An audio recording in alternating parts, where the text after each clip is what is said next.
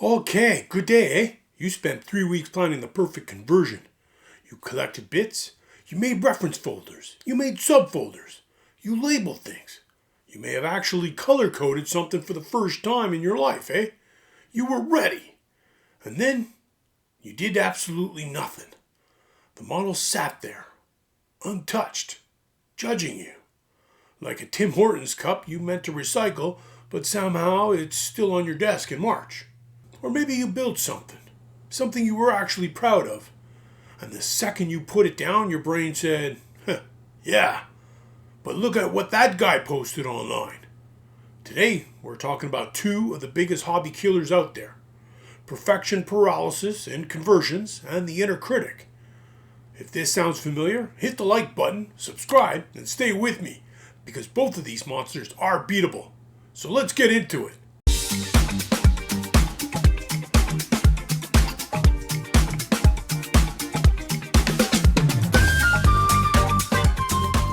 I'm Colossal Meltdown, and welcome back to C7 Hobbies, where we talk about the mental side of wargaming and hobbying. Because the longer I'm in this hobby, the more I realize our biggest obstacles aren't technical.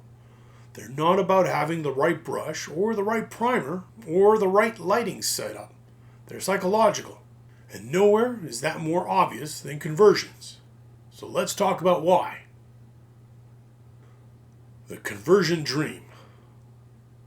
Every conversion begins the same way. You get an idea. Not any idea. A brilliant idea. A masterpiece. The kind of project that will make hobby magazines weep with joy and veteran painters nod slowly with respect. You start collecting bits. Then reference photos. Then folders. Then subfolders. And then a backup folder labeled good bits that contain one chaos shoulder pad and a mystery leg you can't identify. At some point, you accidentally become the world's most dedicated archivist of left-handed chainswords. And then, nothing happens. The project sits and sits until eventually it migrates to the pile beside 27 unopened kits and a box labeled future projects, which in a hobby language means I will die before I open this. Sounds familiar? Good. You're in the right place. What is perfection paralysis? Perfection paralysis happens when the desire to make something great becomes so overwhelming that it stops you from making anything at all. Now, you might think perfectionism is about having high standards. Psychologists would like a word, eh? Because research constantly shows that perfectionism isn't really about standards. It's about fear. Fear of failure, fear of judgment, and fear of proving you're not as good as you hoped. And conversions are especially vulnerable to this. Because unlike painting, conversion decisions feel irreversible. Once you cut the plastic, well, you've cut the plastic. There's no Control-Z, there's no restore previous save. There's just, well, that arm is shorter than it used to be. Oy. Why conversions specifically trigger us. Here's why conversions hit different. When you're assembling a kit, someone's already solved the problem. The instructions exist. You just follow them. When you're painting, there are established techniques. You can look them up. You can follow tutorials. But conversions? You're writing the instructions. You're creating the roadmap while also driving the tank. Possibly without a license. And the brain hates uncertainty, so it starts negotiating with you. Maybe I should research a bit more first. Maybe I need one more specific bit. Maybe I should wait until my skills improve. Meanwhile, 6 months have passed. The model is untouched. You've watched 17 hours of conversion tutorials on YouTube. You know everything about conversions. You've done 0 conversions. The perfect future self-trap. Now, let me introduce you to someone. Future you. Future you is incredible. Future you finishes every project. Future you paints faster, smarter, and more efficiently.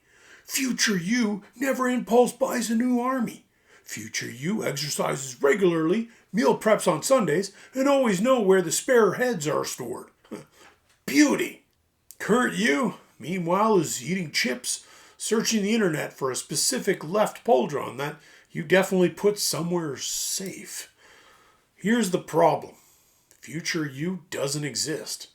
Only present you exists. And present you only gets better through action, not through waiting. Future you is a myth we tell ourselves so we don't have to start today. Don't let future you steal your hobby from present you. Practical strategy number 1. Build ugly first drafts. Here's a concept that artists, writers, filmmakers, and designers all swear by. Make the first version ugly, eh? Seriously, give yourself explicit permission to make a bad version. Instead of asking, how do I make this perfect? Ask, how do I make a rough prototype? Blue tack parts together. Mock up poses. Stuff things in weird places. Test ideas. Make sure your model looks absolutely ridiculous for 5 minutes. Because when you're prototyping, you've removed all the pressure. You're not making the final masterpiece anymore, you're exploring. And exploration is way less scary than perfection. Some of the best conversions I've seen started as absolute disasters that slowly became brilliant. The goal of the first draft is not to be good. The goal is to exist. Enter the inner critic. Now, let's talk about the second hobby monster, the inner critic. This creature lives in every hobby room, every gaming store, every painting desk, and every convention. And it never, ever shuts up.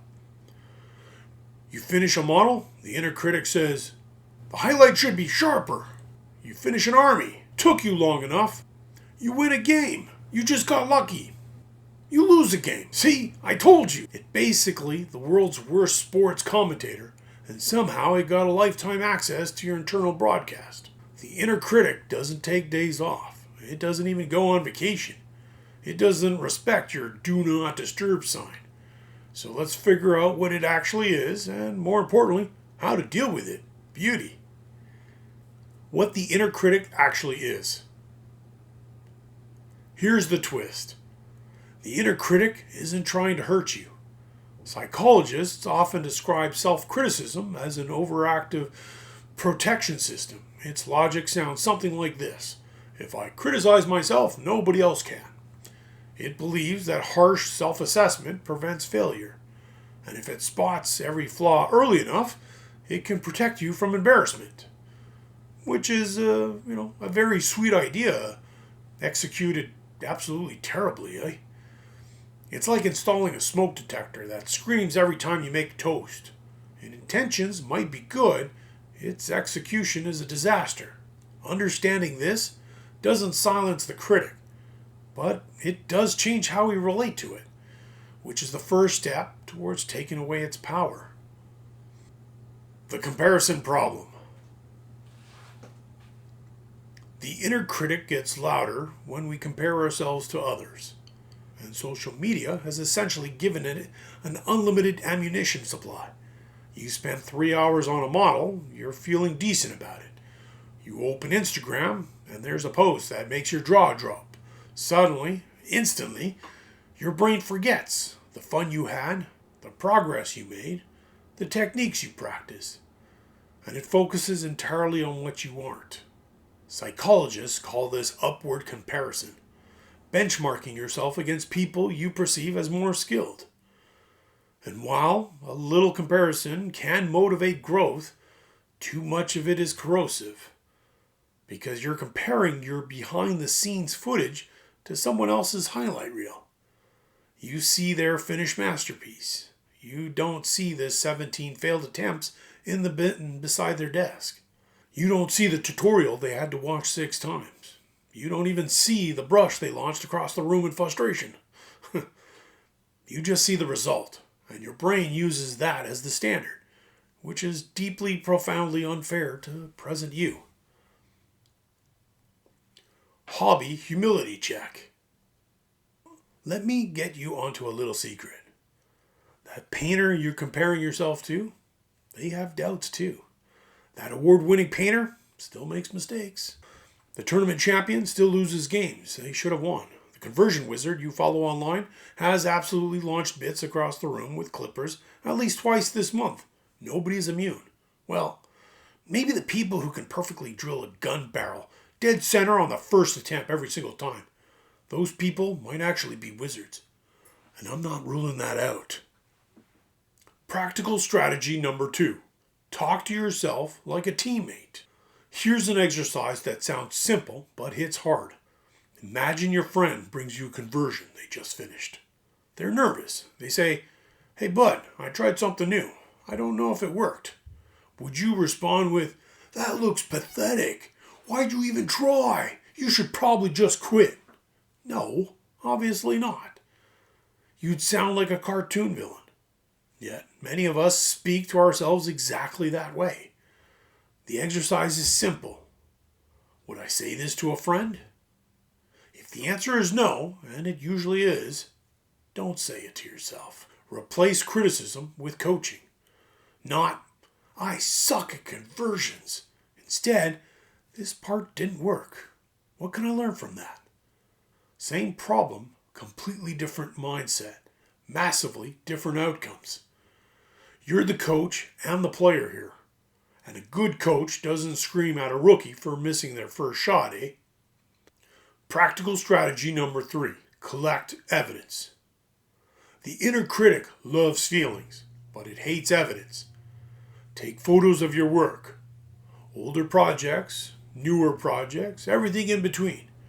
Because growth in this hobby is nearly impossible to see day to day. But it's unmistakable over months and years. I've seen hobbyists look back at photos from 2 years ago and generally not believe it's their work. Beauty. The brain remembers failure. It catastrophizes. It files your worst moments under evidence of who you are. Photos don't do that. Photos remember progress, eh? So when the inner critic shows up with its feelings, pull up the receipts, eh? Playing the long game. This video is in the playlist called Playing the Long Game for a reason. Growth in this hobby is slow. It's gradual. It's quiet. Tiny improvements, tiny lessons, tiny experiments repeated over the years. Nobody becomes an amazing converter overnight. Nobody develops unshakable confidence overnight. Nobody permanently silences their inner critic, though we can absolutely turn down its volume. The goal isn't perfection. The goal is learning. Again and again and again. And that takes time, which is fine, because we're in this for the long game, eh? The Canadian hockey analogy. Okay, now I know you didn't come here for a sports analogy, eh? But I'm Canadian, so legally I'm required to include at least one hockey reference per episode, eh? Think about a rookie. They didn't become elite because they never made mistakes. They became elite because they survived thousands of mistakes.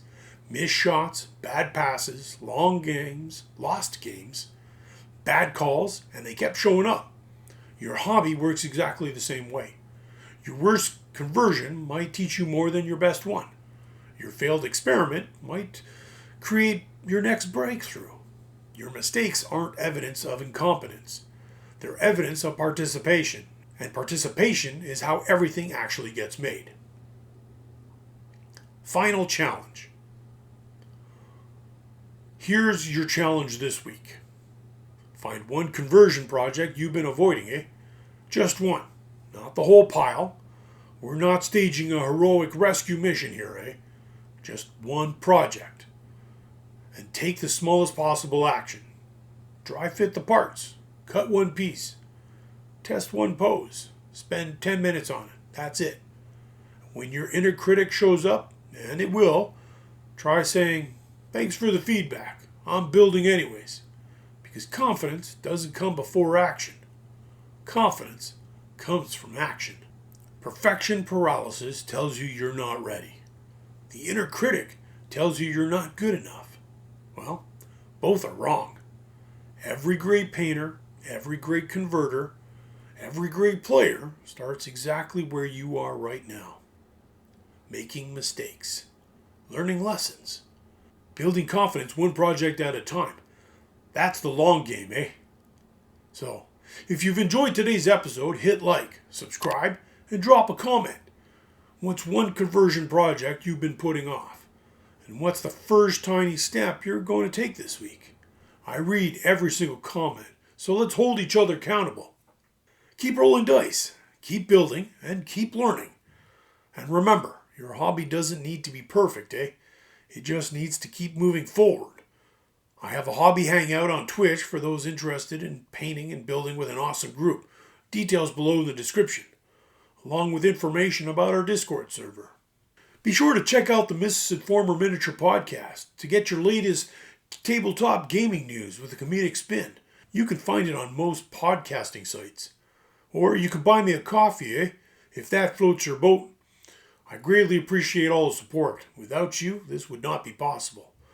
Now go forth, be awesome, and paint for the paint gods.